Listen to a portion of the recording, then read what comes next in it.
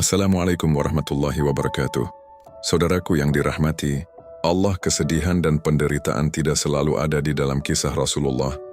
Ada juga kisah indah dan kebahagiaan beliau.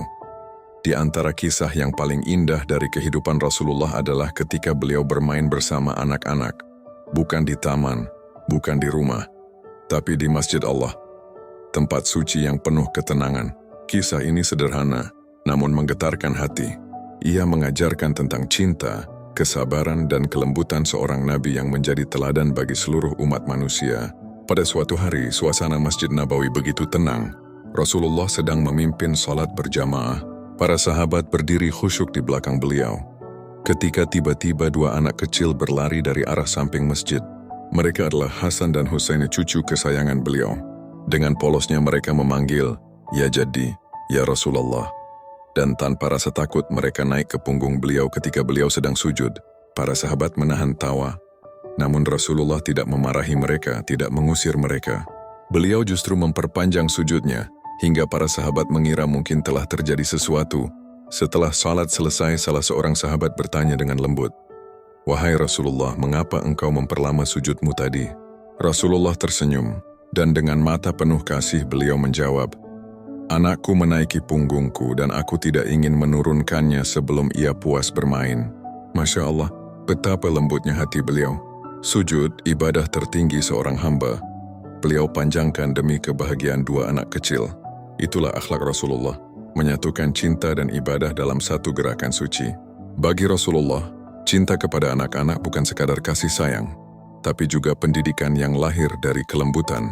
Beliau tidak pernah berteriak kepada anak kecil, tidak pernah membentak bahkan ketika mereka berbuat salah. Beliau bersabda, "Bukanlah golongan kami orang yang tidak menyayangi anak kecil dan tidak menghormati orang tua." Ketika mendengar bayi menangis saat salat, beliau mempercepat bacaannya agar sang ibu tidak kesulitan. Jika melihat anak kecil menangis, beliau segera menggendongnya. Semua itu dilakukan dengan hati yang penuh cinta dan rahmat. Di masa beliau, masjid bukan hanya tempat ibadah, tetapi juga tempat cinta tumbuh. Anak-anak berlarian di sana tanpa takut. Rasulullah tidak melarang mereka, selama mereka tidak mengganggu orang yang beribadah. Beliau memeluk Hasan dan Husain di hadapan para sahabat dan bersabda, "Barang siapa mencintai keduanya, sungguh ia mencintaiku." Ketika mereka jatuh, beliau mengangkat dan meniup luka di lututnya. Ketika mereka tertawa, beliau ikut tertawa.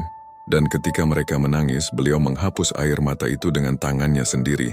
Kelembutan Rasulullah bukan tanda kelemahan, melainkan tanda kekuatan iman. Beliau bersabda, "Barang siapa tidak memiliki kasih sayang, maka Allah tidak akan menyayanginya."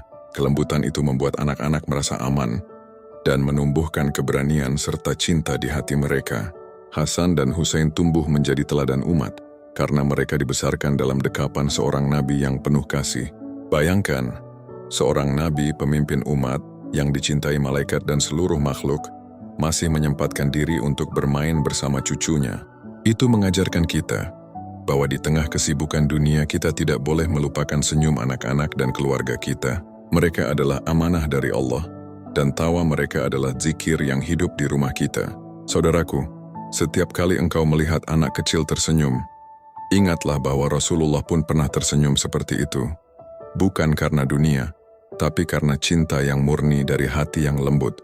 Semoga kita mampu meneladani kelembutan beliau, menyayangi anak-anak, dan menjadi sebab tawa mereka di dunia serta di surga kelak. Wassalamualaikum warahmatullahi wabarakatuh. Shalawat dan salam semoga senantiasa tercurah kepada Nabi Muhammad, keluarganya, dan umatnya yang mencintainya dengan penuh kasih. Terima kasih sudah menonton. Jangan lupa tulis di kolom komentar kisah inspiratif apalagi yang mau kita bahas.